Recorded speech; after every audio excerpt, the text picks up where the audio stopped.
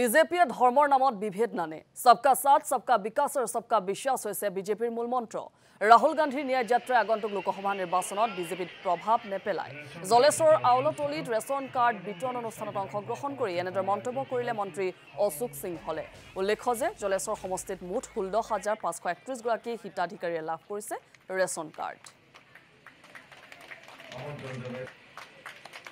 ৭,০০০ৰো অধিক পৰিয়ালৰ ১৬,৫৩৫ জন হিতাধিকাৰীক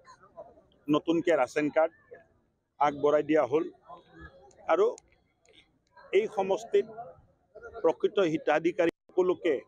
ৰাচন কাৰ্ড দি প্ৰমাণ কৰা হ'ল যে ভাৰতীয় জনতা পাৰ্টি হিন্দু আৰু মুছলমানত বিভেদ নকৰে ভাৰতীয় জনতা পাৰ্টিৰ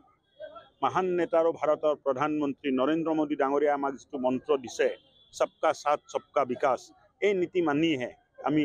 অসমত মাননীয় মুখ্যমন্ত্ৰী ডাঙৰীয়াৰ নেতৃত্বত চৰকাৰ চলাই আছোঁ কংগ্ৰেছ চৰকাৰৰ দিনত হিন্দুসকলে